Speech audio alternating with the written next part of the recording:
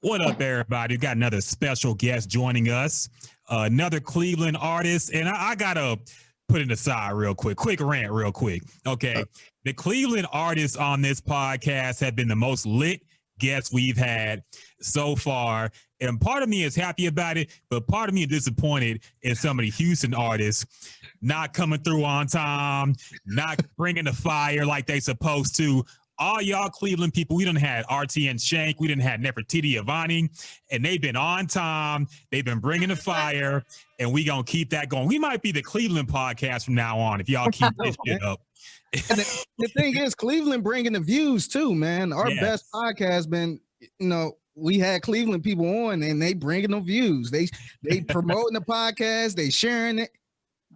Yeah. Y'all doing y'all thing, man. So we gonna keep that going, and we just a special motivation for the next Houston artists we got on. Y'all got to bring the fire, man, because these Cleveland people are bringing it, and y'all looking. I'm not saying y'all looking funny style, but it's getting close there, man. So anyway, without further ado, we have another great Houston artist joining us, man. Straight from the streets of Cleveland, Ohio. Figgy's part of the land. They don't call it the land. That's a LeBron thing. Yeah. It's just but we have another great Cleveland artist joining us today, man. He goes by the name of Mookie Motonio. Oh, he got it right. He got it. Hey, okay. I was wondering if you gonna get it right, man. Hey, there we go. Say Montonio. Man, I get called all type of shit, man. Well, we appreciate you joining us, Mookie, man. Appreciate you making time for us, bro. Man, I appreciate y'all having me for like real talk, man. This is the time for real. So we're gonna start off with a kind of question we've been asking everybody recently, man. The whole pandemic is kind of throwing everybody off key, off their typical work schedules. So how have you been able to manage and maneuver during that time? Have you been able to kind of sit down and create more, or has it been kind of, has it stopped you at all, or what's the effect of that on you?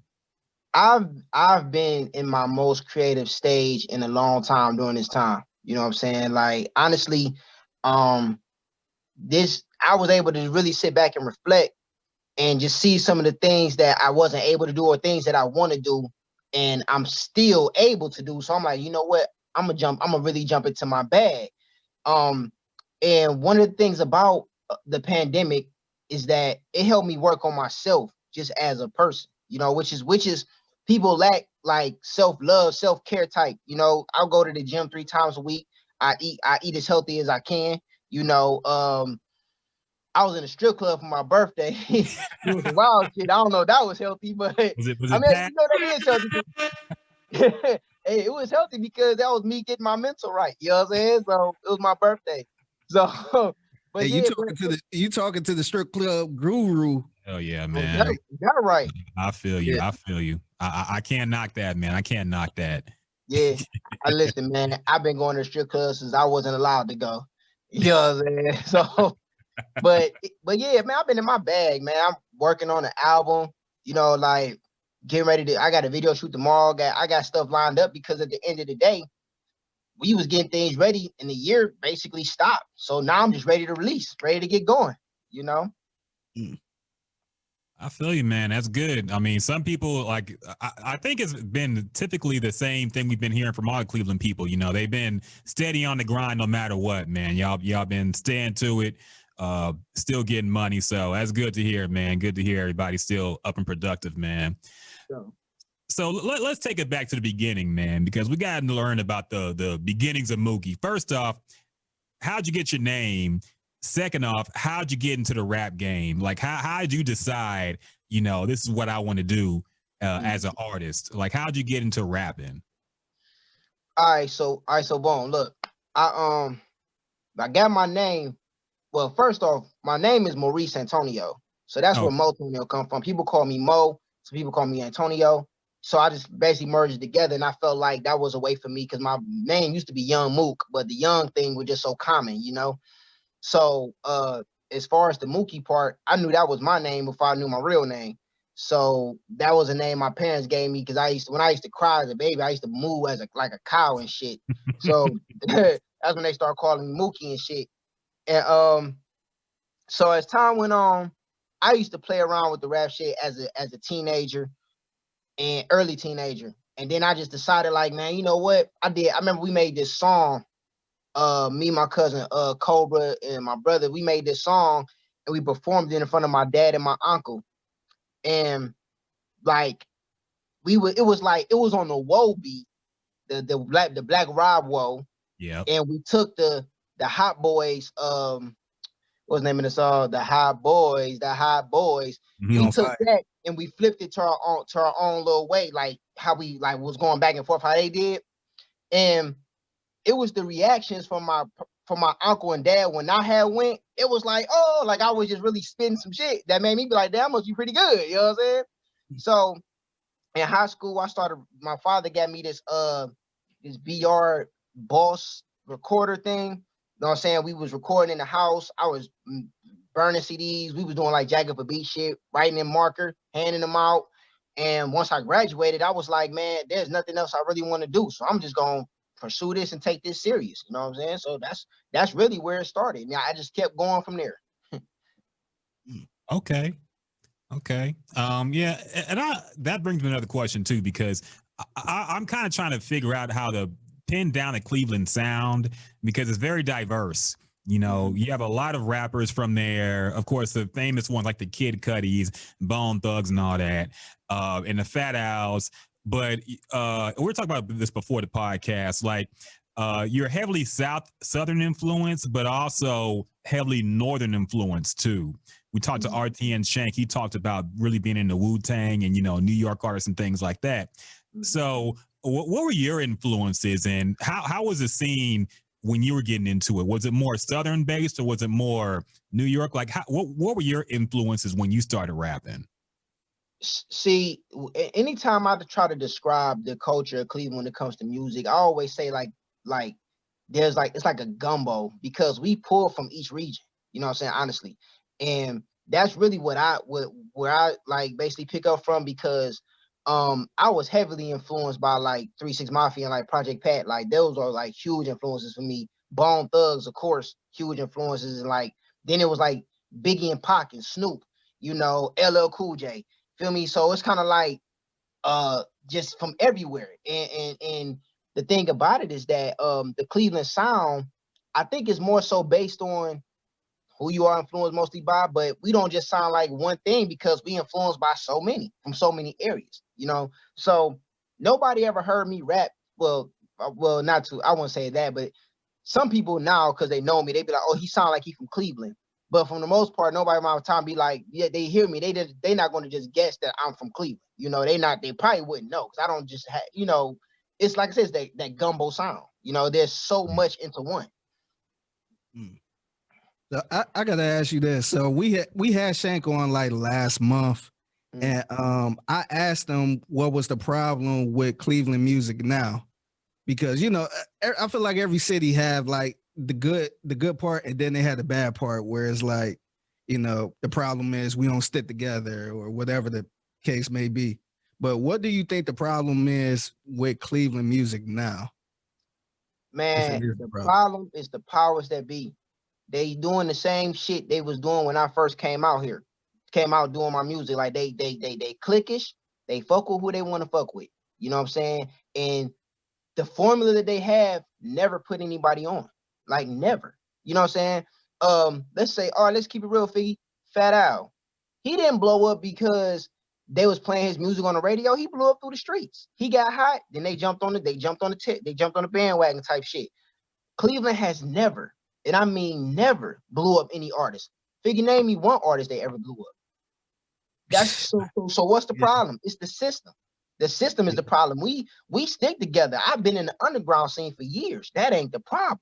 You understand? I've been on the road with Bone Thugs for the last 4 years. You know what I'm saying? Off and on. So at the end of the day, we not just we sticking together. There's people that's also giving artists platforms. You know what I'm saying? So it's the power in place that's really, we know who the powers I'm talking about. We ain't gonna say no. No, you gotta speak it for the uninitiated, man. Who are the powers that be, the DJs or who in particular? It's the radio station. You know what I'm saying? It's the radio. Wait. Okay.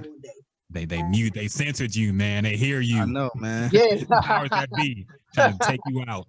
that's all it is. But it's really like the radio station. They stuck into this. I don't know, man. Because trust me, you would hear some. They do play some artists, but it's depending on who they fuck with. You know what I'm saying? It ain't got nothing to do with talent. It's about popularity. You know what I'm saying? You can be talented. You can have a budget. You can go to these people. If they don't deal with you or your circle, man, they gonna kick you to the side, or they might deal with you, but they're not gonna put the effort into it because you're not a part of this clique type shit. You know what I'm saying? So, but there are radio stations who do. I'm gonna shout out 106.1, 95.9 because they heavily into the underground, like trying to giving people the best opportunities that they can get. You know what I'm saying? So, you know, but it's the system. It's definitely the system. Yeah, it's crazy because I said the same thing. Me personally, I thought the problem was Cleveland having one hip hop station because you got that one hip hop station, which means you got like maybe 3 DJs that you could go to, and them DJs they can do whatever they want because it's 100 different artists that's trying to get their music to you. Let me. My fault to cut you off, man, but I gotta tell y'all this story. So, boom, okay, so my biggest record is a song I got called Black is Beautiful. You know what I'm saying? It's my biggest record, like, I mean, it's my biggest record streaming wise. You know, I got another record, One More Time. That was the first video to go like viral or whatever, but Black is Beautiful is my biggest record, right? So while it was going and it was doing so good, I got 2 people who I know the whole, let's say 107.9, right? That's our biggest radio station. I know so many people that work down there. You know what I'm saying? Been knowing people that work down there. There was some, I'm not, you know what I'm saying, gonna say any names per se, but there was some people down there who saw what I was doing. More than one person saw what I was doing with the Black is Beautiful and said, hey, we need to put this out here. You know what I'm saying? Even if we don't just play it on the radio, let's do a write-up about it. Let's get behind because the message is powerful. You understand? And they like, man, it don't sound like what's on the radio, so we can't play it. You know, it ain't, you know, woody woo, it ain't the bullshit type, whatever. So I'm like, all right, cool. So we had a week where kids were being killed in Cleveland. Drive-bys and all type of gang wars type shit or just goofy shit. And it were kids being killed, and the energy was just so fucked up. So what they do? They finally played my song on the radio. And people was like, yo, who is this guy? Woo, woo, woo. And it took for people to be killed in order for this to get some play. And it's like, okay, I appreciate the play, but why can't we just do this sometimes? Do a little more of this. You feel what I'm saying? You know, and it's just that, man, so basically I bring that up to say there are people, everybody down there isn't bad. You know what I'm saying? It's just whoever up here, or they just not fucking with the ones that's down here. And the ones that's down here is closer to the underground, like, yo, man, we got some shit down here y'all need to see. But since it ain't popping, they ain't fucking with it. Yeah. And it's crazy because when we was talking to Shank, I also asked him like what's the problem? And he said he don't even know how to get his music to people. As far as like, he don't know what to do. He said they don't want money because if you come to Houston, if you pay somebody some money, they gonna play your shit. Right. They gonna promote it. Like, even though we technically not supposed to, but you know, money talk. But man, he said he don't even want that. So he said he don't know what the fuck they want or how to break through in Cleveland. And that's really sad because to me, Shank is a legend. Like, man, to me, he got some of the biggest songs in Cleveland. Shank definitely got. Red My Hood still get played in the club. Yeah, you know he had 2 songs with Gucci. So like, for him to say, you know, he don't know what to do, like how to break in type of thing, man, it's kind of sad. It's chess, not checkers, and it has to be like they take that shit, but it has to be disguised. You know what I'm saying? You can't go out there like, hey, I'm Mookie Motonio. I got 10 bands, play my song. Man, that shit gotta look like it comes from a company. You know what I'm saying? Hey, I represent whatever your label is, and we have a like, man, you can whatever, but you have to color it up. You know what I'm saying? Because it's a business at the end of the day. Now I get what you're saying. There's people who still maybe other areas who probably got a little more leeway, but here, Urban One, it's just they got the eye on them so fucking tough. You know what I'm saying? And people scared to lose their jobs, I guess, type shit too. But at the same time, man, like somebody like Shank, let's say for an example, Shank, he got the songs, he did what he did and all that. I don't see like they would still play Red My Hood on the radio sometimes, like on some like on a mix show type shit. So if he got some newer shit and he trying to, I mean, play it on a mix show, so like it won't hurt. Like or if you look at 106.1, they have a whole hour dedicated. 106.1 iHeartRadio got a whole hour dedicated to underground artists in Cleveland, R&B and rap. You know what I'm saying? Where they play that shit for a straight hour. Mm-hmm. It don't hurt for 107.9 to do just that. I don't give a fuck if 106.1 if it is on a Sunday at 11:30 or 11 o'clock at night. I don't care. People gonna listen because they want that opportunity. You understand? Mm-hmm. So, and then the more I look at it, it's like, I mean, when are y'all gonna do that shit? Because it looked like podcasts and shit is really taking over. Yeah.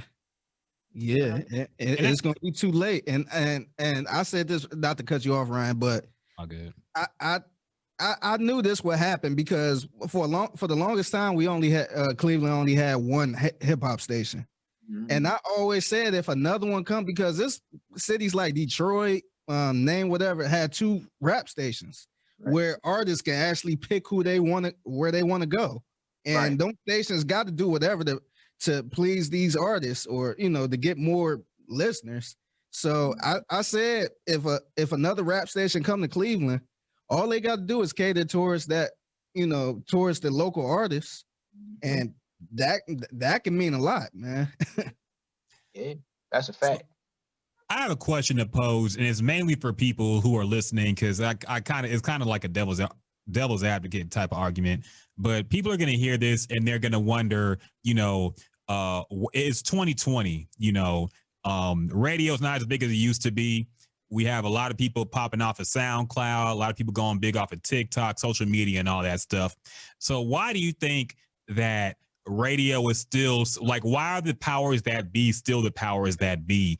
Why are we still so dependent on radio to make a hit or an artist when, digital people go big without getting any radio play to an extent these days? Like, why do you think that's still in play to this day?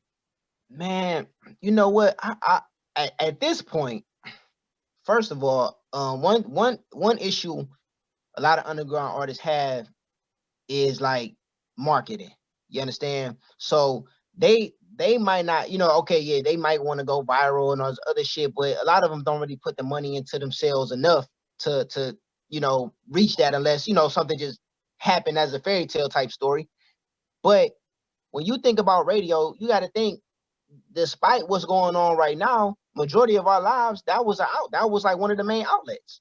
So we look at that as still a big opportunity because, my older aunties and uncles, if I want to show them I'm doing great, they don't give a fuck about SoundCloud, but they'll listen to, oh, he on the radio? Oh shit. You know what I'm saying? So it's like, I think it's more so now of a just that look. You know what I'm saying? Just that look, because when you break it down the way you just did, those other numbers count more than a radio play in Cleveland. You know what I'm saying?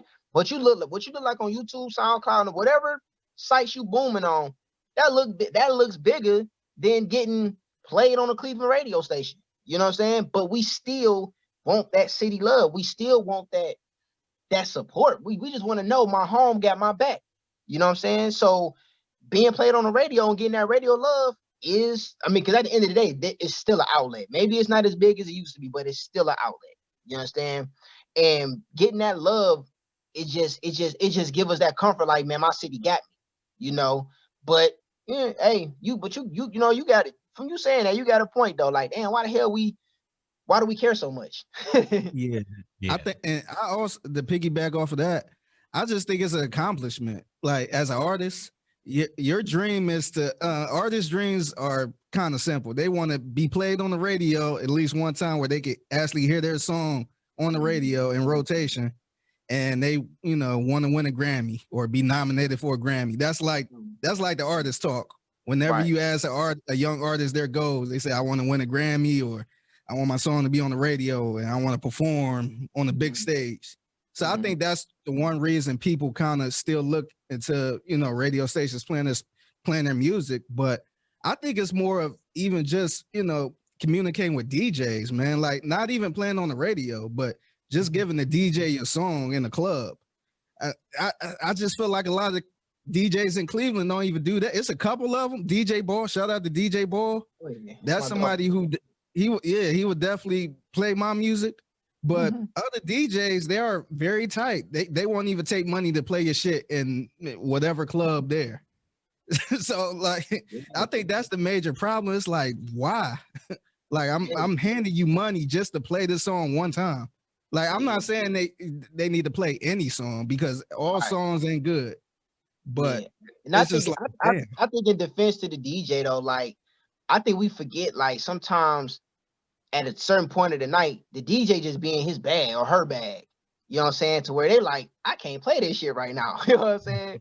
And maybe later on in the night or some shit like that. But it's DJs doing that. But man, to be honest with you though, a lot of the artists, like I said, back to the market and putting money behind themselves, they don't even present to the DJs any type of money. They just be like, hey, my nigga, the hottest nigga in the streets, man. You need to play his shit, man. We all in this bitch deep, play his shit types. You know what I'm saying? It's like, nah, nigga, like respect the art. You know what I'm saying? At least offer the person some money. You feel me? Yeah. So, but it's people. I've heard. I know for a fact that is DJs doing that. Because I've seen it. You know what I'm saying? And I actually plugged them. Because Ball, we was in this bitch together with the Southside Ball 1+2. You know what I'm saying? I done seen it myself where people would come to me like, hey, can you holler at your DJ for me type? You know what I'm saying? So, but you still got some people like you said who be like, nah, we ain't doing that. Yeah, and like I said, to me it hurt when Shank was saying like, damn, like they don't want money, like I don't know what the fuck to do. And to me, Shank, I feel like he should have enough respect where he could go up to a DJ and say, hey, my album just dropped. This is my single. And they should be able to play it. You know what I mean? Just off the strength that is Shank.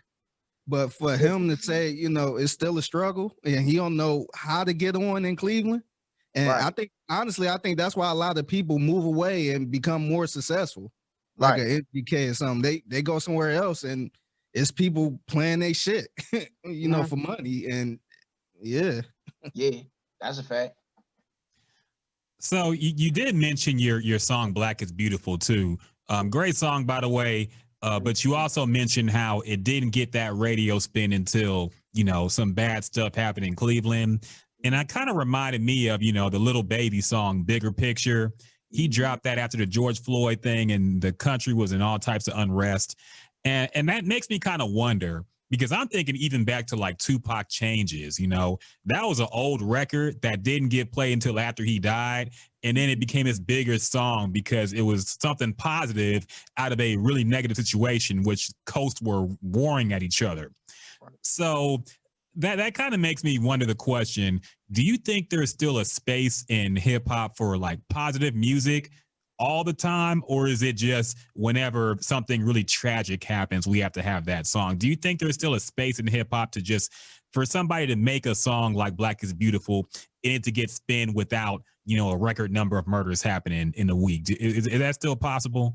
I think it's possible because that type of music is timeless, and one of the things is when I made that record.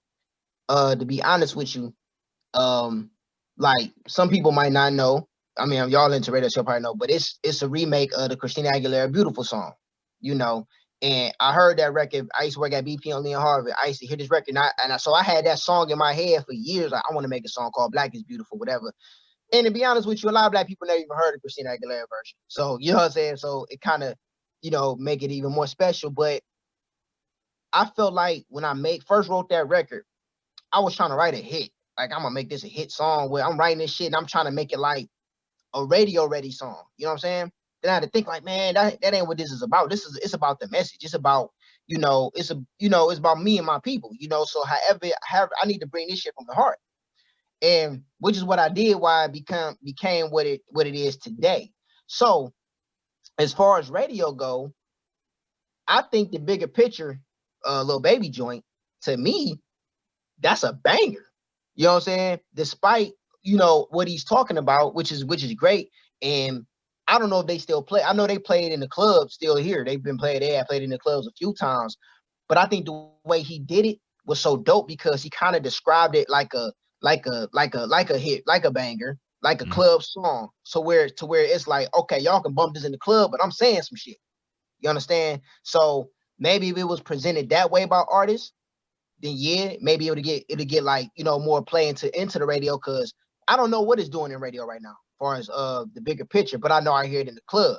So as far as the way I did Black is Beautiful, maybe not. You know what I'm saying? Because I'm gonna be real, them big wigs don't want to hear that shit. You know what I'm talking about? You feel me? Like they like, despite however, whatever, they bigger picture, he kind of disguised it. You understand? But me, I was direct with, hey, I'm talking to my people. I don't give a how y'all feel.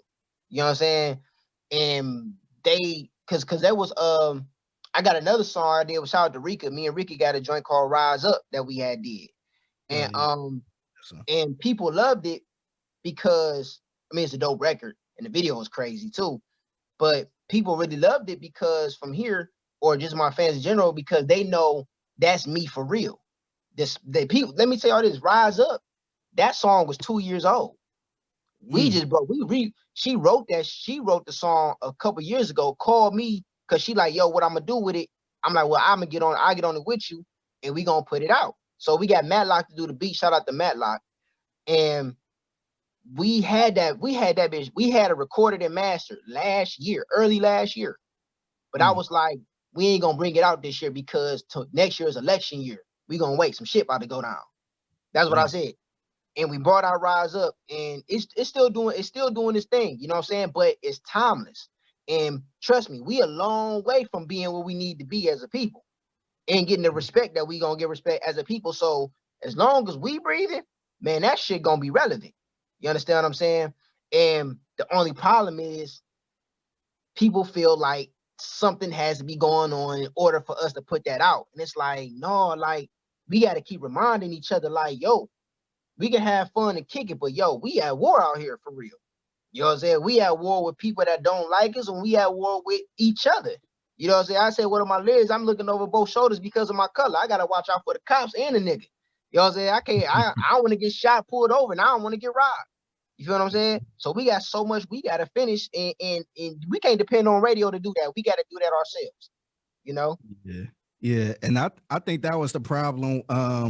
I guess I want to speak for Ryan, but I think that was the problem he kind of had with the Lil Baby song at that time and moment, because it's like we know he don't really make music like that. And right during that time when everything was happening, then he dropped that song, and it seemed like everybody was dropping a woke type of song. Yeah. It's just like, this don't even seem genuine. It seems like it's in the moment type of thing. Yeah, you're right. And that's what like my people, that's what they loved about it, because they knew like, oh no, this is what he do. You know what I'm saying? Yeah. People felt like, man, people felt like what you said. People felt that way, like, damn, people all of a sudden making them type of music with Mook, you been on that shit. I'm like, yeah, but I also say, like, let's pay attention to the message. Despite who bringing it out, despite why they bringing it out, we still need to pay attention to the purpose, and we need the information out there. So yeah, they've been pacifying us with all this Black Lives Matter bullshit. No, not calling it bullshit, but I mean, they wearing it on basketball jerseys and all that shit. Yeah. Like, nigga, change some laws. y'all want to change some laws. That's y'all prove something to me. They putting the Band-Aid over the wound. Right. That's all they doing. Yeah.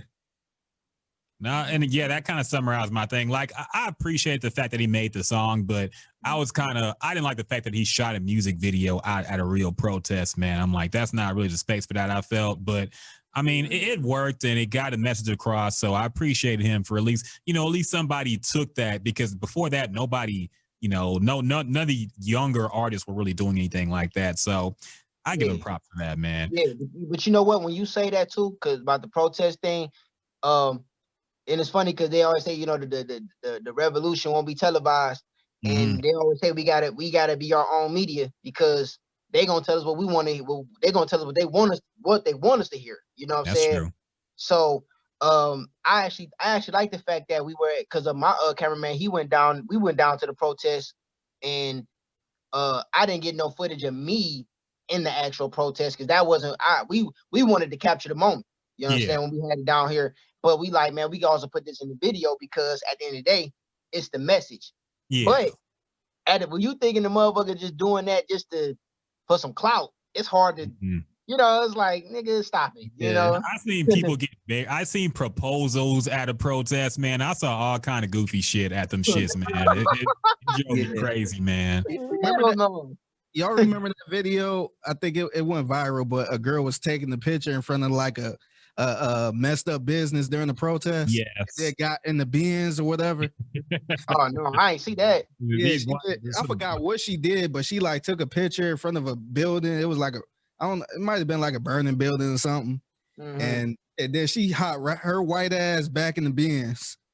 Man, speaking of that, not to kind of change subjects, but man, when I went to the George Floyd protest, that was my first protest I ever been to.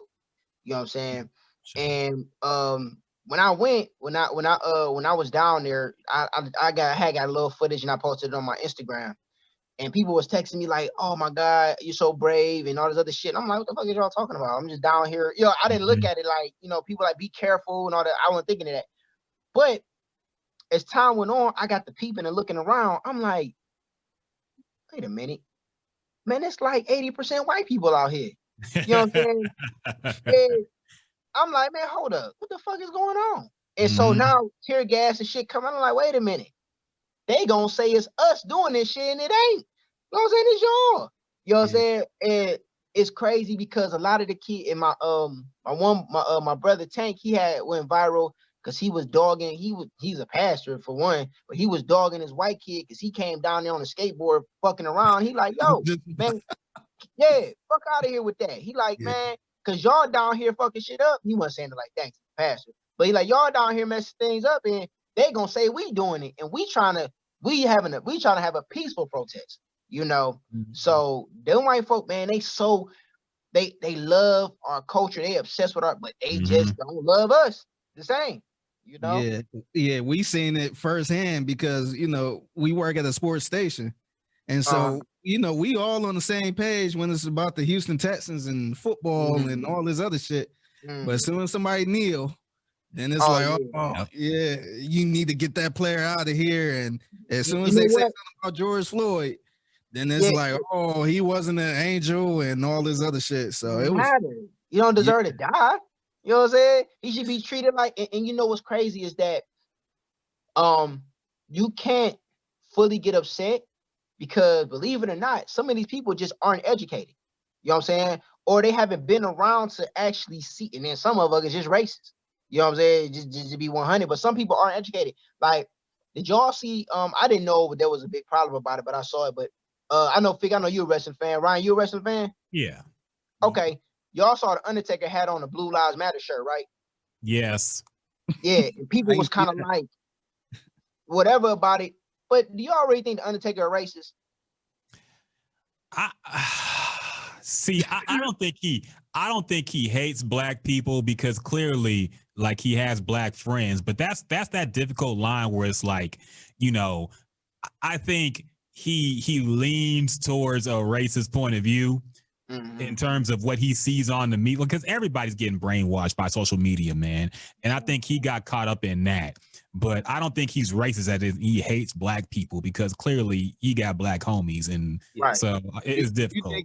Do you think he's more of the Hulk Hogan way of thinking? Yes. Because I don't think Hulk Hogan hate black people, but when it comes to his daughter, like, hey, you know, if she's dating my daughter, like, nah, hell no.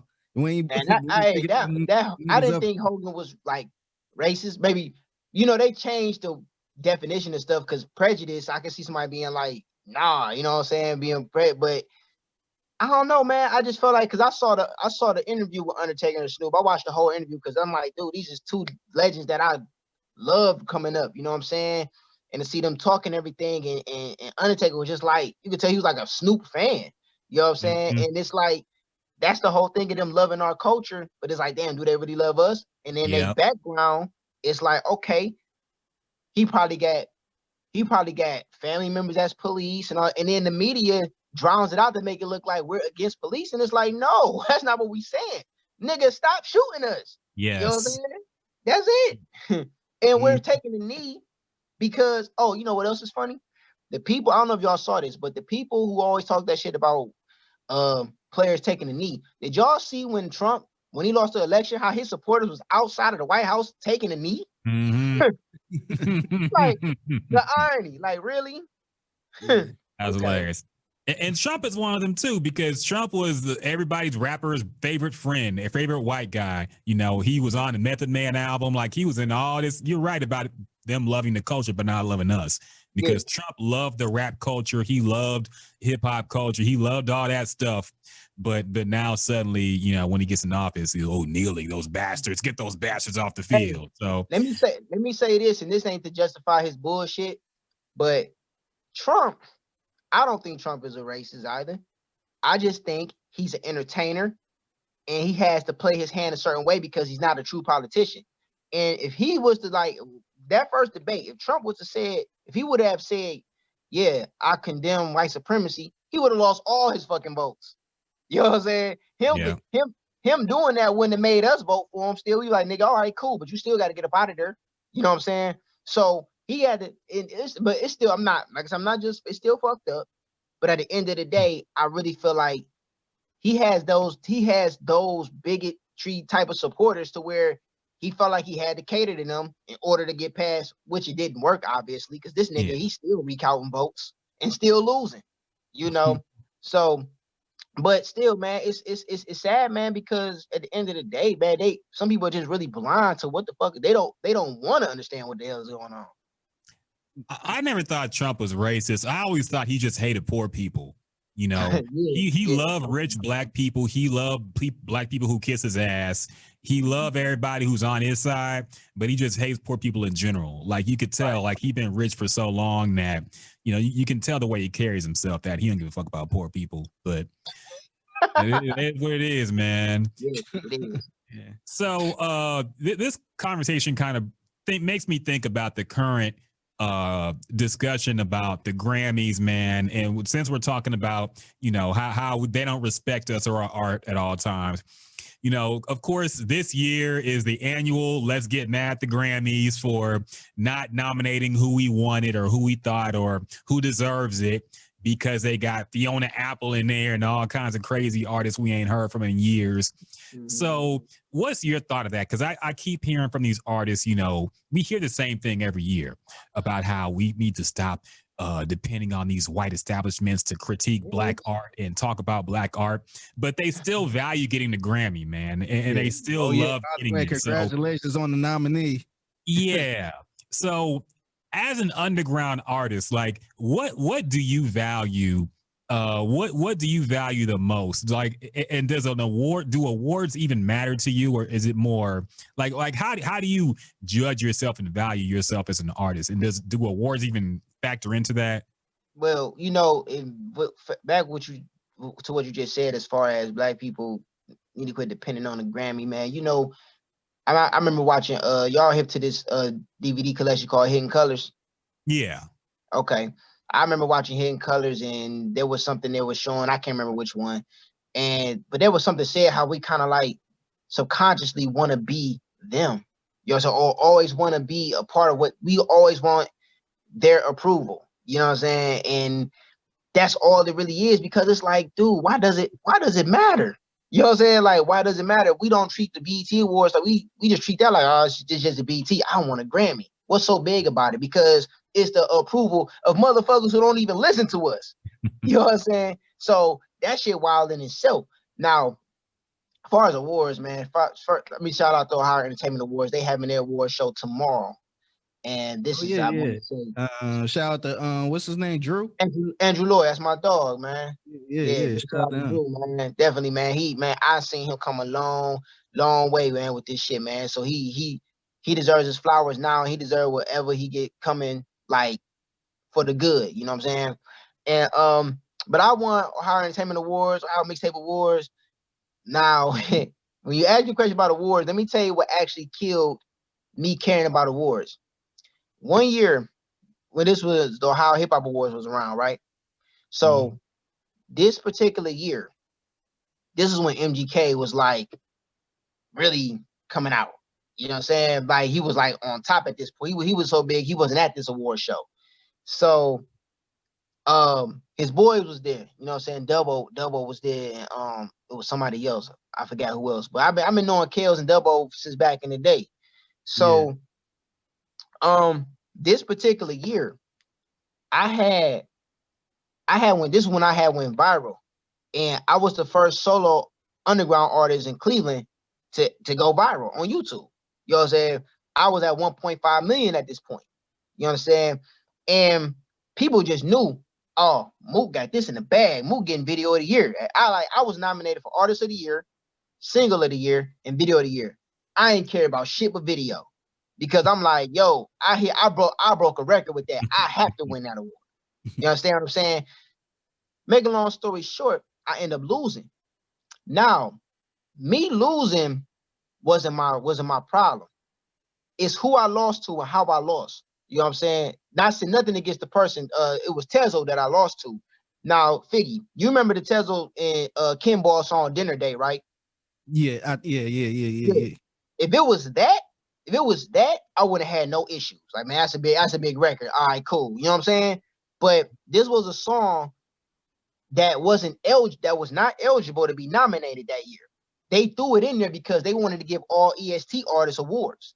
So me and D. Loran, who was the owner of the Hip Hop Awards, we got to a heated ass argument about this shit. You know what I'm saying? Because I'm like, dude, he was like, well, Mook, if you felt like we gave him an award, what makes you think you would have won either way? And I was like, well, my thing is this. Why wouldn't y'all want to put on somebody who broke a record other than some shit that ain't nobody gonna fucking remember? You know what I'm saying? But when I saw that, I knew, I'm like, damn, it's politics and all this shit. You know what I'm saying? It's politics and all this shit. It's about who you know and who you blow. You know what I'm saying? So I was just to the point where it was like, man, you know what, this shit don't mean nothing, man, because the way the air left my body when I lost that motherfucker, I was embarrassed, man, because I was just like, how the fuck did I lose to a nigga that got 7,000 views on his video and I got 1.5 million? You know what I'm saying? So I was just like, man, at that point, it was like, man, you know what? My goal is to do this for my people, get in position to put people on. You know what I'm saying? And that's what mattered to me. The way I affect people is that's the trophies that they don't give you. You know what I'm saying? And it is what it is. Because if you depending on that shit, man, you're gonna get disappointed damn near every time, man. Yeah, and I've been saying that on this podcast for the past couple of weeks, as far as like these awards, and we talked about it when Meg won Artist of the Year for something. I forgot what it was. Yeah, but yeah, I just think it's like in your case, it was more of EST, I guess, being behind it and wanting them all to win, or whoever the owner wanted them all to win. And so he had like a purpose of it instead of it being a legit winner. Right. But I just think all these labels be behind these awards. So and when you look at like the people who run the awards, they look at it like, like it make more sense for us to give it to Meg over somebody like Lil Baby, who's, you know, like, no offense, he having a good year, but the whole world is not hip to Lil Baby. Right. Yeah. So I just think it's politics like that. It suck, but What's crazy about that though is that they were showing like everybody's first week numbers, and I guess Meg, she did like 90,000. I didn't think that was that bad, but people were saying like, as far as how big she's supposed to be, she probably should have did more numbers, because I think Lil Baby, they did more numbers than Meg, and I don't know what's behind it, because you got to think though, it's like, damn, when you really break it down, she got a song with Cardi, Beyonce, Nicki, you know what I'm saying? She really should be huge, but still, but from image wise, she is a bigger artist than like Lil Baby. Yeah, she had Michelle Obama TikToking to Savage. So I just kind of look at it like that. Like I guess they feel like it's more of a benefit for her to win, because it would be everywhere rather than somebody like Lil Baby. Right. And that's how I felt my situation was. Like, damn, so y'all just get this nigga because he with EST basically, despite the rules that y'all have in place, because his video was too old to be even nominated. You know what I'm saying? So I'm like, so despite that, I'm like, y'all they feel like whatever looks best for business, Mm-hmm. It's funny. I had a wrestling analogy, since I could pull this on you too, since I know you're into wrestling too. I had a wrestling analogy. We talked about Megan Thee Stallion last podcast. I basically said that she's like Roman Reigns back when he was getting pushed, but nobody really messed with him like that. But they were still trying to make him the face of the company. Lil Baby's more like the Daniel Bryan or the Kevin, like somebody who the audience chose, who wasn't supposed to be on top, like a Mankind. Like, he wasn't supposed to be a star in the WWF, but the people fuck with him so hard, like he had to go to the main event. Right. And that's kind of where Lil Baby is, and that's where Meg Thee Stallion. But I think Meg Thee Stallion will get there. She'll improve with time. But that's how I see it. What do y'all think, especially y'all in Houston? What do y'all think is the issue with Megan? Because I thought her last album, I thought it was all right, but you got these viral songs and people, and it's just like, but why isn't it seeing those numbers? Like, what is it? I can say from the Houston perspective, like, I don't think like when Megan was first coming up, people fuck with her heavy because she was doing the street shit. She was doing freestyles in the parking lot, twerking, doing these radio freestyles. And that's very Houston, doing a freestyle anywhere. Like, we known as a freestyle city, we got the freestyle king and the championship belt and all that stuff going back to the Screwed Up Click days, man. So that felt more genuine, I think. And I don't know how y'all felt when Bone Thugs got really big and started being really mainstream and making songs that you might have thought were corny at the time. But that might be, I think, where a lot of people in Houston are with Meg Thee Stallion, man. She's not as big as here than you would think she was. And I think partially she's not really, not at all, man. Maybe I'm too old to check the temperature, but the way I see it, I don't think she's that as big as you would think she'd be in Houston, considering she came from here. Like, we happy for her success, but if you go to any random like 19 to 24-year-olds playlist, it ain't gonna have a lot of Meg Thee Stallion on it. It's gonna be more Lil Baby. It's gonna be more, more street artists probably. So, and I think the issue, and I don't know, man. I don't really know what to speak about that, but that's kind of how it is. Yeah, I even think it's more than that, man. Because when she was here, she was linked up with 1501, which is the Carlos Crawford label. And when that kind of fell apart, then I think a lot of people here, Carl Crawford is kind of the guy here. A lot of people want to link up with him because he's spending money on his artists. And a lot of people want to keep that relationship. I think Meg took off so far where she's with Rock Nation now, and she's kind of out of the city. So a lot of people, I guess it won't really benefit support Meg right now how they did before. She probably would have been bigger staying independent. Like, I think so, because she probably would have still been in Houston and she would have been more reachable. But now I feel like she's not really that reachable. Speaking of that, but speaking of that, I was watching. Damn, what the fuck? Whose interview was I watching the other day?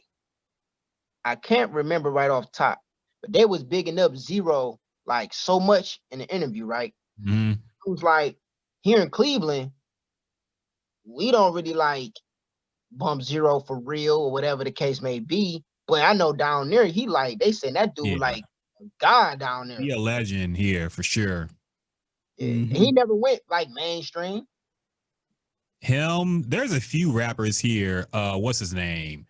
I'm forgetting. I'm blanking on his name now. The dude, J Dog. Not J Dog. Well, him too though. But the dude who was with Point Blank on his, I can't. Fuck, I'm forgetting it. But there's a few legends here that don't get played nowhere else, but we fuck with real heavy. And you know, like Zero dropped a new album, and it does decent numbers in the city because everybody, you know, they fuck with no matter what. Like it's kind of like Gucci later on. Like he dropped so many albums, but everyone in Atlanta was copping every Gucci Mane mixtape at one point. That's kind of how Zero is, but Gucci, of course, bigger nationwide. But yeah, he a legend down here, man. We still fuck with him heavy. Yeah, that's dope, man. I feel like maybe it may kind of try to take that, keeping it, you know what I'm saying, keeping it under that underground gritty shit. She probably, but it's hard to turn down doing songs with Beyonce and shit like that. You know what I'm saying? You in Rock Nation. Who the fuck don't want to be a Rock Nation? Yeah, like I said, I think the whole thing, especially people in the city, I just felt like I guess she not really reachable. And so, you know, it's kind of like Beyonce. Like Beyonce, she, you know, people fuck with Beyonce overall, but she not like the H-Town artist. You know what I mean? Right. I got like you. She like so nationwide, and it's kind of like, damn, Beyonce ain't about to be walking through these streets. Maybe once in a while, but you ain't about to see Beyonce. I think that's kind of how Meg is getting. That kind of brings me to my next question, man. I don't want to hold you for too long. I know you probably got things to do, but you did mention that you work with Bone Thugs. You tour with Bone Thugs. You work with Crazy Bone as well. So I kind of want to know a little bit more about them, man. First off, how'd you link up with them? Second, like, what was the energy concerning Bone Thugs? Because, you know, we loved them, you know, down south. But I always thought that there was going to be more Bone Thugs clones coming out of Cleveland around that time, because in Houston, when the SUC popped off, we had a lot of people copying that flow. You know, when Lil Keke came out, he was trying to sound like Fat Pat, and everybody copied Lil Keke after he got big. Dallas copied all of our, you know, Switcher House people too. So it was a lot of people with similar sounding flows coming out around that same time. But I didn't see that with Bone Thugs, people coming out in Cleveland, man. I see Cleveland artists with a completely different sound than that sound they came with. So what was that like, and what was it like eventually meeting them and touring with them as well? Okay, I'm gonna try to shorten this up because it's kind of, I can get kind of lengthy with it. But now, when you say Cleveland sound around that time, now, some people got to also remember when Bone was like doing their thing, they did bring out like Mo Thugs. Yeah, and Mo that's Thugs, true. but you know, that did what it did or whatnot. But I'm gonna send you. Matter of fact, I'm gonna send you the link once we done with this and everything. But my brother was in the group. My brother's his name Shifty. He was in the group called Unit 3A, and they were like behind a clique called 11-6 Soldiers. You know what I'm saying? Their producer was at the time was LT Mo. Y'all familiar with LT Mo? No, I'm not. Okay, LT Mo. He made the Wale and Jeremiah beat. The shit that the recent shit. You know what I'm saying? Oh, he that made. Was it on Chill? Yep, he made that. Okay. Yeah, he's from Cleveland, you know, and he was like the producer for 11-6 Soldiers and Unit 3 at the time. And 11-6 was more grittier, but Unit 3A, my brothers and them, they did have that Cleveland Bone flow. Unit 3A, they did, there's some Cleveland history that niggas don't know about. Unit 3A did a video, it's on YouTube, with Donnell Jones for his first single. It aired on BET. The name of the song is called Players in the Hood. Okay. Now it's on Donnell, the both versions. Donnell just had one by himself, then he had the remix. The remix, they wanted to get Bone. They couldn't get Bone. So they got some Bone clones, I guess. You know. But Unit 3A held it. They was hard though. They held it down. Like it's a like when I send y'all this, y'all might put this shit on y'all playlist. It's dope like that. You know what I'm saying? So anyway, what happened with them, you know, people got to go into jail and all other bullshit, whatever the case may be. But that video was directed by T-Boz from TLC. Oh, wow. She directed the video. It was like a huge deal. It aired on BET and everything. You understand? And so another person who don't really get a lot of love for real, which he should, is the first platinum artist out of Cleveland, which was MC Brains. Now, he wasn't like that was a little bit before Bone, so it wasn't really that Bone flow, but he still had like a little fast type flow. You know what I'm saying? You know what MC Brains is, right? Brian, I don't know. I heard of him. Uchi Coochie, la la la. I think so. Wait. I might have heard that song. Yeah, look it up. That's like almost 30 years, man. But anyway, but he so he was a little before Bone, and Bone came with and they stamped that sound, you know what I'm saying? And so there was some people that came in who just didn't have the same opportunity. So fast forward into how I got with Bone. See, shout out to my nigga Kane. People think like Kane just like presented me to Bone, where that's not how it happened. I just happened to be cool with the right people, right? So my DJ Ice, which was Bone's DJ for a minute. Yeah, shout out to DJ Ice. Yeah, shout out to Ice. I met him through this one cat. He had a song which I fucking hate, but it was big at the time. A song called Duck Duck Goose. It was nominated for awards and all type of shit, and it was like a club banger. And he fucked with it so tough, and he like, man, I gotta meet you, but Blase Skip. So I meet DJ Ice. In the process of me meeting Ice, I'm just out here grinding, rapping. I meet Kane. You know what I'm saying? So, you know, Kane been he around the Bone crowd and everything, St. Clair, cool. I'm at the house one day, and I'm just online, and I see, you know how some of these people, it is not as much, but you can tell now, some people got like these fake ass celebrity pages, like I won't call it catfish, but they have a fake celebrity page. So I seen a Crazy Bone page on Facebook. So I'm like, all right, well, Crazy Bone, what the fuck? It's a lot of traffic. This probably ain't even his page, but I'm gonna leave my video here anyways. So I leave my video on the page. I get a comment. He like, hey man, this shit dope. You got a Twitter? I'm like, damn, this nigga got a fake Crazy Bone Twitter too? You know what I'm saying? So I go to the Twitter, leave him another video. Like, whatever. I get a text from Kane like, nigga, you know Crazy Bone watching your videos? I'm like, oh shit. You know what I'm saying? So that's crazy. That's the power in social media. You understand? So from there, that opened up the door for me to just really, because me and Kane was already niggas. So for Crater fuck with me genuinely without Kane, that spoke a whole different level.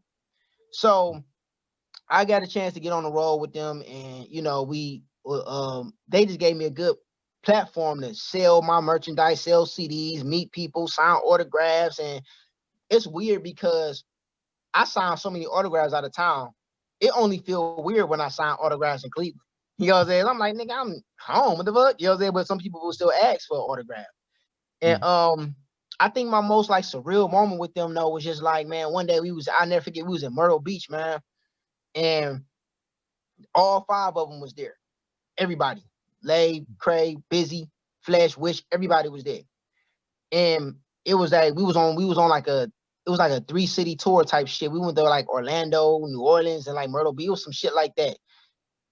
And so I was in the like we had to leave. We was getting ready to go back to the hotel. You could tell everybody was just tired. We've been on the road and everything. We just tired.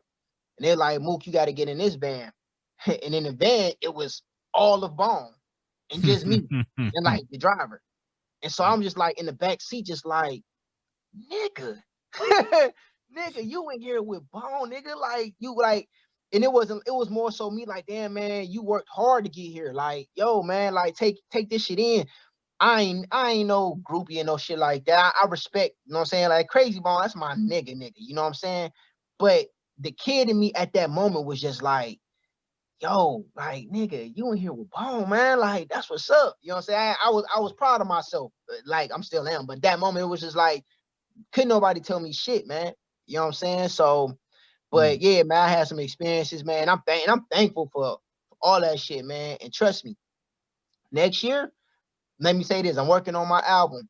And can we talk like after this without this being recorded? Oh yeah, for sure, for Okay, sure. I gotta ask y'all something. But I'm working on my album, and it's up there. Okay. Well, we'll continue that discussion. Yeah. So that's dope to hear, man. It's good to hear that that those legends will still bring somebody on who they just met from Facebook or saw, and like somebody they genuinely fuck with, man. Because a lot of times you see these older artists, they only gonna have an opening act that somebody on their label or somebody that they already knew beforehand and been fucking with for 10, 20 years now. So it's good that they still bringing in some new talent and showing off what Cleveland still got, man. That's real dope. It's still a lot of that going on. A bunch of niggas 25 years ago. Mad because I'm up there. Who the fuck is this nigga? Like damn, dog. I'm 20 years younger than you. Let me do my thing. You know. That's dope to hear, man. That's real good to hear. Yeah, for sure. So you did mention you worked with the lovely Nefertiti Avani. Oh yeah. So how'd y'all hook up? Number one, and number two, did she convince you to go vegan and drink that black root tonic too? Man, listen, I love Neff, man. Neff, man, she family. And I met her because her husband, shout out to Pete Jones. He's fucking amazing. Like as an artist, producer, you know what I'm saying? And their chemistry together is crazy. You feel me? And Pete Jones he's actually on my album as well. And I was doing music with Jones already, and he basically brought her around just saying, yo, man, she got something special. You feel me? And as we all can see, he was right. But we man, it's crazy because I have so much music that I didn't put out because I wasn't satisfied with the quality, because I'm like, man, I just feel like when I'm leveling up, it's like, man, no, my shit gotta sound better than this. You feel me? I wasn't familiar with getting it mixed and mastered and all that. Or you gotta have like 3 mixes before you take it to get mastered, you know. And we at that point now. But back then, me and Neff got like a whole album that we didn't put out. You know what I'm saying? Shit. Basically, like we got songs, not necessarily like we was gonna do an album, but we had that many songs that we just that didn't put out or couldn't put out, you know, for whatever purpose. You know what I'm saying? Because I'm on her new mixtape. I don't know if y'all heard it. No, she said you the only feature, right? Yeah. I was blessed to be. I'm like, damn, you know what I'm saying? She get Eddie Riley off for you, man. Yeah. I'm like, damn, man. Like that's what's up, man. And you know, her project is dope. We working on something for my album too. I'm just trying to figure out, because I want to get Neff out of her element, man. Like not you can't, because she's so well rounded, but I think it's another side I think we would like to hear her on type shit. You know what I'm saying? As far as the man, you said what? I just keep going. I just get on a WAP remix or something. No, I'm really thinking of like some type of, you know what I'm saying, some type of lane like that though. I really thinking something like that. Because she already lemonade type shit. Yeah, but as far as the vegan shit, man, I had to tell Neff, I'm like, Neff, you ain't got to scare your goddamn body. You know what I'm saying? Like you'll walk in testimony because you look good. You know what I'm saying? You look young and everything. She'll be like, if you eat this, you're going to die. It's going to eat your soul. The acid is going to eat your flesh. I'm like, Neff, come on. What the fuck is you doing? Like, you know what I'm saying? I'm like, Neff, man, come on, man. And you know, she talked real quiet, so it's like scary. Yes. It's going to eat your flesh. It's like, yo, wait a minute. You know, so she has, it's kind of like we all was already like on a healthy kick, because me and her both got asthma. Her asthma is worse than mine.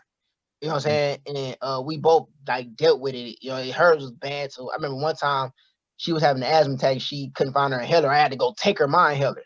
You know what I'm saying? And we really you know, so we know we learn more things, and she's more far gone than I am, and she really into that shit, you know.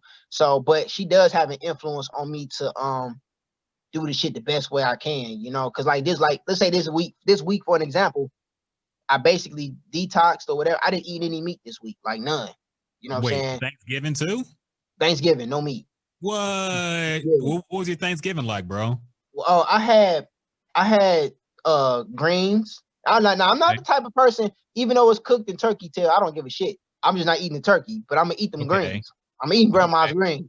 So the greens, Okay. I had green stuffing, um, potato salad, Okay. and The sides, basically. Okay, I that's feel it. you. Yeah, and that was enough though. That's tough, man. Yeah, Holding out during Thanksgiving week. I respect that, man. yeah. But you know what's crazy? I didn't even look at it that way for real. I was just like, I just knew early in the week, I felt my body and feeling a certain way. I was like, oh yeah, I need to cleanse myself. You know what I'm saying? And I knew already, cause outside of eating vegan, vegetarian, I'm really pescatarian. You know what I'm saying? Yeah. So I would eat like seafood, shellfish, and all that. So if I'm like, I had lamb chops for my birthday. I was gonna eat lamb chops. You know what I'm saying? At the Hey, strip for my club. birthday weekend, I had lamb chops and strippers. So imagine how that went. So so yeah, but yeah, so she does have an influence on me to be a better, like, I think she got that influence on everybody, man. She just special. No, it's because she pretty. That's why. Nah, If yeah. if she You was know, an ugly girl, yeah. I'd be like, get the fuck out of here. I'm I guess still if it was a mud duck trying to tell me how to do some shit like that, get out of my yeah. face. She man, she had me. I actually ordered the black tonic shit she was talking Do about. you have it yet, man? I ain't got it yet. I'm about to. Dude, I'm I ain't about gonna. I mean, hopefully, I hope you get it because I ordered mine and I never got it. When did you order yours? You said what? When did you order Well, yours? this was a couple years ago. Oh And no. yeah, it's go. And I was contacting them, and after a couple months, he finally hit me back and said, "Yo, it said it was sent." I'm like, "Well, nigga, I don't have it." Oh shit. But after that, I was like, you know what? Forget it. But she always get it. I say to baby, if I get it, I might get it through her because I think she built a relationship with the Have dude. her order it for you. Yeah. That's what I was Damn, thinking. I might have to send him a damn DM now. Yeah, Like all businesses, man. We're trying to support, man. Y'all can't be scamming us, dog. Yeah, like hey, I don't even think it's scamming. I just think they just get overwhelmed. Yeah, because when I ordered it, it said it might take like a couple weeks because I guess yeah, they got a bunch of orders or something. But shit, now that you said that, I'll need to do a check-in email. Check on that shit. Shoot, man. All right. Wait, let me ask you this. Do you think, I guess you being an artist, do you think, I guess your career will be in a different place if you moved out of Cleveland?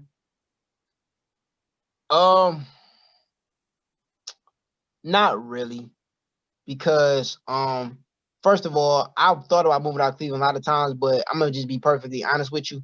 With me having asthma, I was afraid to move because of my health.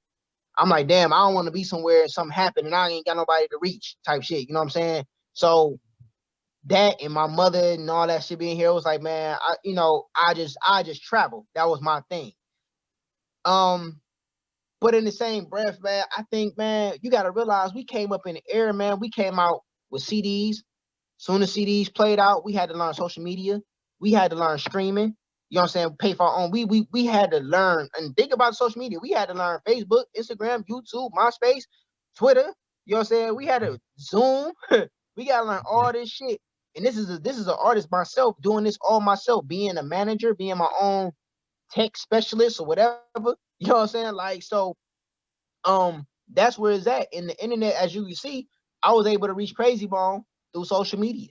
Yeah. So it shows the power of it. So it's kind of like, all right, the groundwork and all that. You don't see niggas outside heading out CDs no more. So, but there are more opportunities in other areas. You know what I'm saying? But no matter where you go, it's about who you know and who know you. Yeah. So, that's one thing I ain't never gonna sit. I just feel like, what keeps me going is the fact that I know I never got my shot. You know what I'm saying? And I'm still grateful for the opportunities I've got. I mean, dude, I have songs with Bone Thugs and Harmony. Oh, I'm gonna drop this because fuck it, I'm gonna put it out there. Okay. And I have a song. Kane, he dropping his album soon, like real soon. One of his singles we got with DJ Paul. Okay. So nobody know. This is breaking news. Nobody knows this. Like, I have the song. Like we about to go to Cali and shoot the video. You understand what I'm saying? You And produced it too? I'm a 3-6 head. So when I got a chance to FaceTime Paul, I was like, nigga, don't fuck it up. Just smile and wave. You know what I'm saying? That was it, man. So yeah, man. And that's what I'm saying. Like, dude, these are people that influence me. Bone Thugs, 3-6 Mafia, and I'm doing songs for these guys. Like, yo, how do you look at success? That's what matters. Motherfucker, Benz in the Bentley don't necessarily mean you happy. You understand what I'm saying? Like, you, nigga, I got song like, man, if my album was to fucking flop when I drop it and I don't drop no more music, I can still play songs with Bone Thugs that I did and songs with DJ Paul that I did. You feel me? And that's what made me happy. Yeah. Yeah, that's dope, man. That's dope. I'm glad you got that mentality, because a lot of people, you still have a lot of people there currently that's like, never make it out of Cleveland, and Cleveland hate it. But sometimes you gotta get past that. And sometimes it could be true, but I think the main thing as an artist, you just gotta get out and experience. I mean, I'm not saying you gotta move out, but you gotta travel. Yeah, you gotta travel, meet people, because once I moved down here, I kind of took a whole different approach since I was like the new guy here. Right. So I'm introducing myself to everybody. I'm following people. I'm, networking, like, hey, I'm from Cleveland. What can I do? Or I'm doing everything. Well, and that helped in the long run. I would say this too, because by me being like plugged in, how I am with, like, let's say Bone, like when they did this big ass festival not this past summer, but summer for last 2019, big ass festival. I'm talking about Snoop. It was a Snoop festival. Snoop, the Game was there. Warren G, all these like legends and big name people and everything. John B, you know what I'm saying? OT. It was like range from today to, in the West Coast, they got their own culture. Yeah. But when I went, I couldn't really talk. It was just too fast paced because it was a festival. People had their families and everything. So I was able to like get a picture with DMX and Corrupt and all that type shit. But it was like, for me to actually, I have to be out here for me to actually move around for real.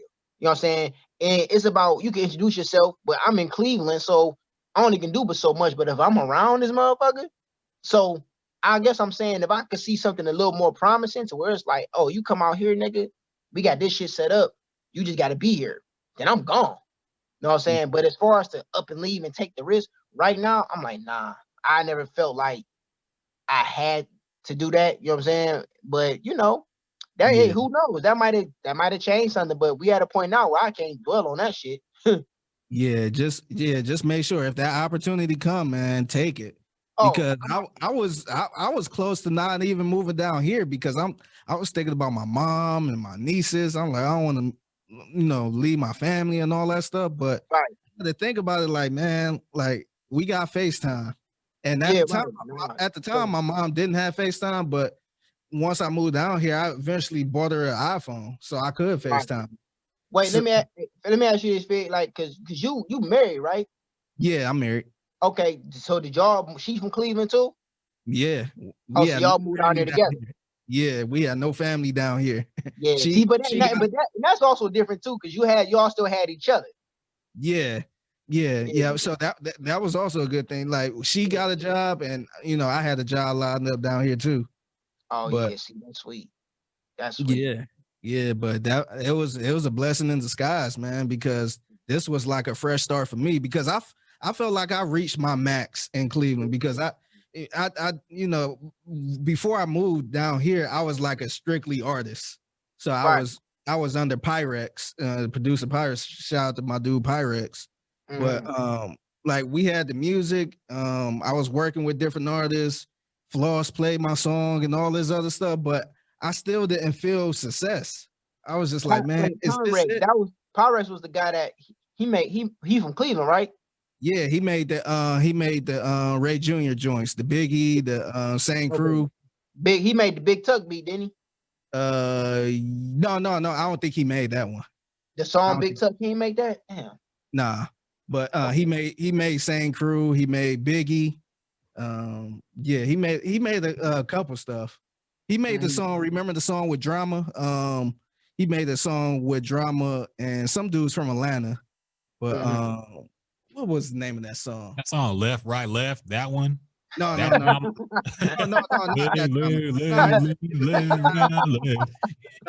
Nah. It is like 8 dramas in hip hop, but nah, it's this dude from the hood named Drama. But Okay. he had a song called right Up My Alley. Okay, I ain't hip to that. Yeah, you'll probably hear it if I send it to you. But yeah, I just felt like I don't know. I just felt weird because a lot of people, you know, their goal is to be known and get in that circle.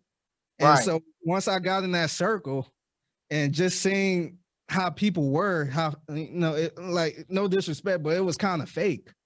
And I was just like, yeah. So I was just around. I went to Ray Jr. video shoot, and I was around certain artists, and you really start seeing who got money and who really don't. Right. So It's like fake. me, I was a regular. I was working a job, so I had money, but you know, I had bills and stuff too. Right. But you seen some artists out there that was like that really didn't have shit, didn't have a car. So I'm driving these niggas somewhere who needed money for studio time, who needed outfits.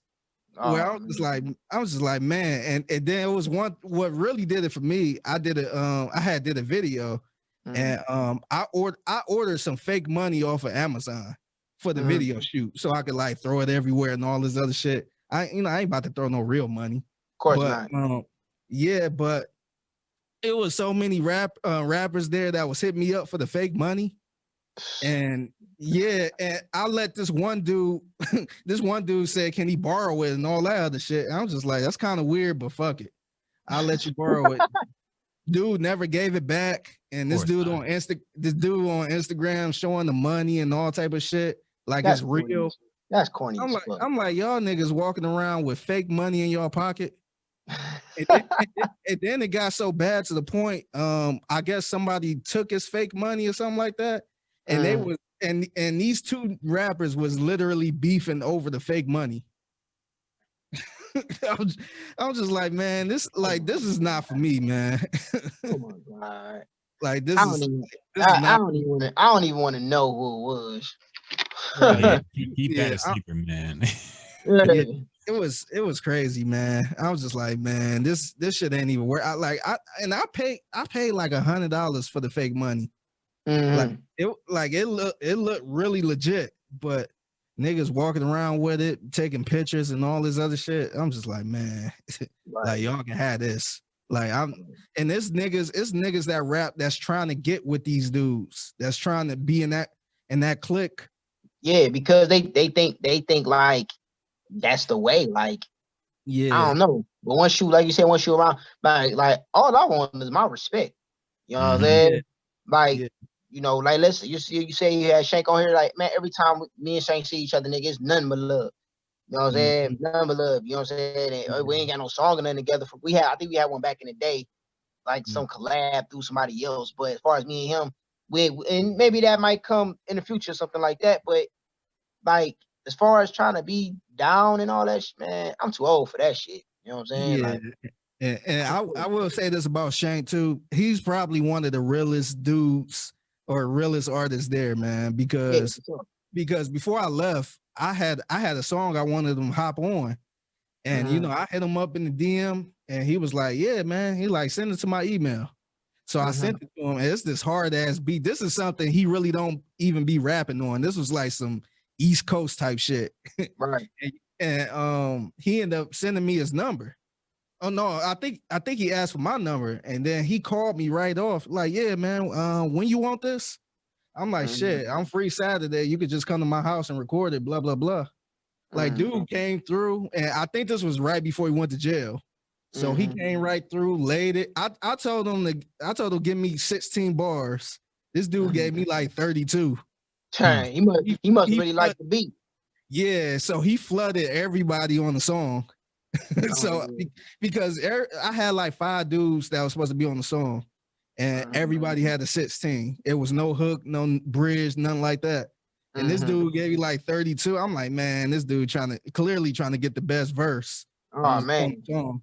But like I respect them for that because I didn't reach out to a whole bunch of dudes and they threw a price at me. Like no disrespect, but like for him to just come through and look out for me like that, man, nothing but respect for that dude. That's what's up, man. That's dope. That is dope, man.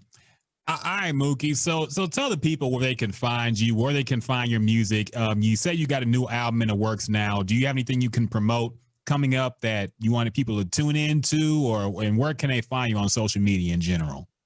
Yeah, man. I'm definitely working on the album.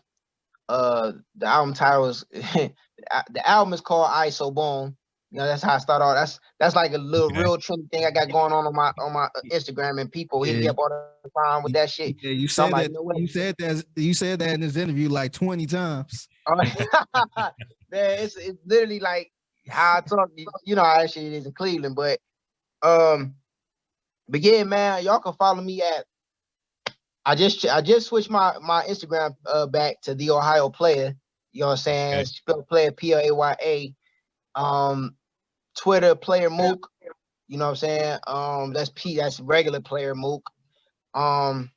Shit, man, hit me up on either one of those, man. I mean, I'm on Facebook, but I don't really do the messages on Facebook or like that.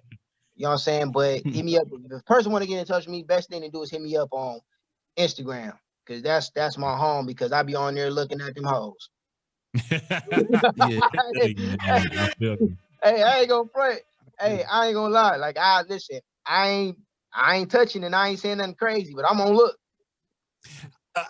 A quick aside, real quick, is me and this girl I'm talking to had a debate over this, because she was we had a little discussion over whether it's appropriate to like a picture from a scantily clad Instagram woman. What's your take on that, man? Let's say, I don't know your relationship status, if you were married or with a girl or single now, but do you think it's a problem? Let's say if you got a wife and you liking pictures on Instagram, is that fair game for a man to do, or is that stepping out of bounds if she sees it? Okay, it's funny because me and Nefertiti and her husband had this debate, same exact debate. So I don't think. Okay, fuck it. We're gonna put all the cards on the table. So boom. So look, I don't think it's inappropriate, depending on who the girl is. Like if it's somebody, like if you liking Megan Thee Stallion's picture, or no, fuck Megan Thee Stallion, you liking Jennifer Lopez's picture. Like, what's your chance on getting some? Not knocking you. What's your chance on getting Jennifer Lopez? You know what I'm saying? But if she looks good, it's like, hey, and some of these girls might not be as popular or whatever. But all right, Fig, you know who my ex is, right? Who?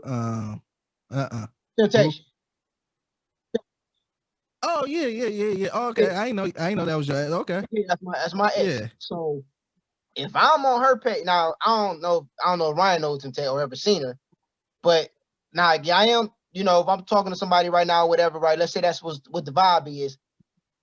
If I'm on her page, leaving hard eyes and liking shit, I guess it depends on what it is. You understand what I'm saying? Because some things can be labeled as disrespectful. You know what I'm saying? But the type of shit she put up is like, it's hard not to like. So yeah, but, and she still she a dancer. She's still dancing. Yep. She's still doing it, and she put up some, not no crazy, but it's like, damn, type shit. But if I'm in a relationship, I'm not about to be liking and commenting on that type because of our past. But if it's a girl I don't fucking know and she stay in goddamn, I don't know, Milwaukee, you know what I'm saying? Like, she gets real popular, I don't think there's anything wrong, because it's like, hey, I mean, it's a nice picture. And a lot of women nowadays, they be looking more than we do. So why can't we look at your head? Won't you like it too? Shit. That's where I am with it, man. I think a comment can be a little too far. The hard eyes might be a little too far. But there literally ain't shit else to do on Instagram but post pictures and like other pictures. And liking a picture takes no effort at all, man. You just double tapping that bitch. actually going into the comments takes a little bit of effort. Even if you're searching for the right emoji, that takes a little time, man. That could be disrespectful, but the liking the picture means nothing, man. It just means damn. Nah, and like I said, it really depends on who it is, man. If it was some underground, badass underground Houston rapper or something, and you into radio, then I can understand it being like, well, why the fuck you know, whatever. Even if you just liking it, like I said, I don't think it's a problem, but still, it's like depends on the connection. Because trust me, man, some dudes they start getting comfortable. I done seen some niggas leave some comments. I'm like, damn, nigga, ain't you married? You know, so trying to test the waters, man. I guess. He gonna test it and get drowned in that motherfucker. Yeah, I had to get you in that debate, man, because I had that discussion a few weeks ago. You just reminded me of that, so that's pretty funny. Hey, let me say this too, real quick. You know, when it comes to that type shit too, because people that they think I'm like Dr. Phil or some shit, but you know, but women gotta understand, us as men, we like to look at that type of shit. But if this bitch got an OnlyFans, she getting butt naked, playing with her pussy on, we don't want that. So then we like to look. And you know, and if shit goes sour, I would like to hit it, but I'm not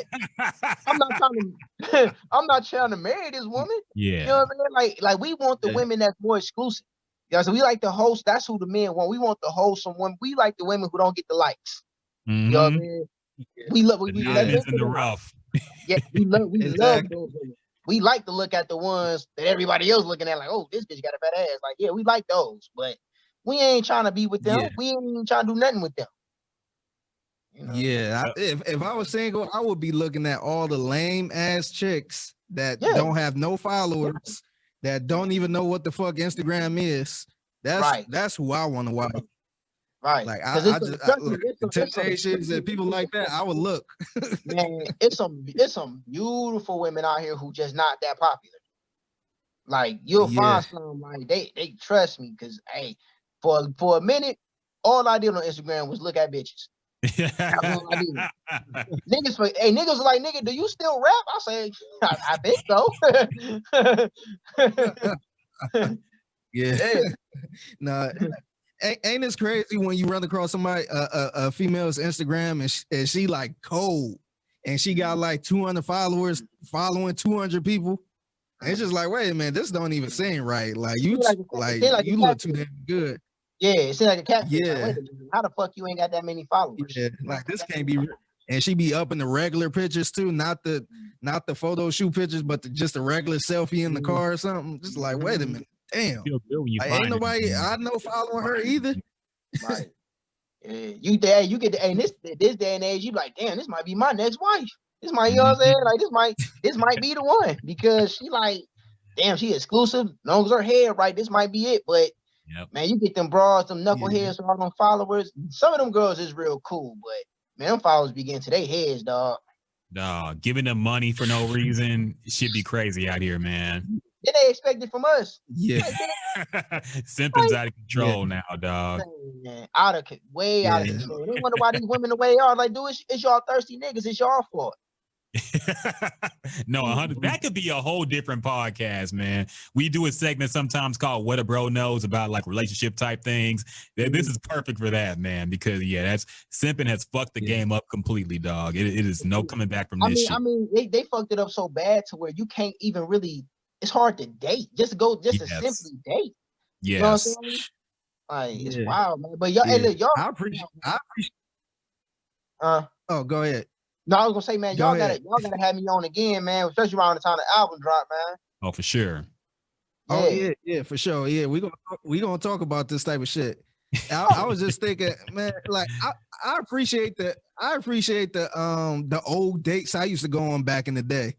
Just to, pick you up, go to Applebee's, go to a movie and all that shit. That shit is looked upon now. Like a girl will laugh in your face if you say, hey, let's go out to eat. She'll post that on Twitter and say, look what this corny nigga said. Let's go to Applebee's. Yeah. Listen, man, and it's wild because like the expectation, like some, and I hate to put it like this, but some of the women that these dudes gas up, man, all we had to do is buy them Parmesan and a burrito.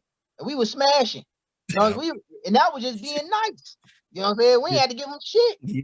You feel me? So now it's like, okay, if y'all want to treat them like, I always tell niggas, like, take a girl out to eat because you like her. Don't take her out to eat for some pussy. You know what I'm saying? Because now you tricking. Invest, nigga. Don't trick. Because if you gonna trick, you deserve to get took up top. You know what I'm saying? Because think about it like this: if you offering a girl some Applebee's, nigga, you can't expect no pussy. Because at the end of the day, nigga, steak is gonna get you that pussy. not a 2 for $20. I mean, it depends on the girl, man. Some girls ain't into fancy dining. Some of them just want a cool nigga to talk to, or something like that. So it depends on the girl. Some of them are more high class. Some of them just kind of want to kick back and chill. Some of them. You say what? For $200. I said some want them $200 dates. That's true. You're right. But then, man, you be surprised. Some girls just want to take a walk in the park. Yeah. You know what I'm saying? Yeah. Trust me, man. Yeah. I went on a date this summer, man. I went up to Milwaukee Burst. Luckily that day, y'all hip to Milwaukee Burst? I know you probably not. Right, but what is that? Milwaukee Burst is a black-owned vegan spot. Okay. And yeah, they got 3 restaurants now. Fig, when you come back to Cleveland, you need to check them out, man. They got 3 restaurants. Definitely had that shit when I was there. You know what? Have you ever had? It used to be a food truck up the way on 131st sometimes too. They had like this pineapple with the smoothies inside and the fruit. You ain't never had that? Yeah, I know what you're talking about. But they made enough money to where they got their own restaurants now. You know what I'm saying? So they got the food, juices, and smoothies. It's real good. But I had went there took this girl, say, yo, you like smoothies and shit? She like, yeah. So boom, I take her to go get some smoothies, a smoothie.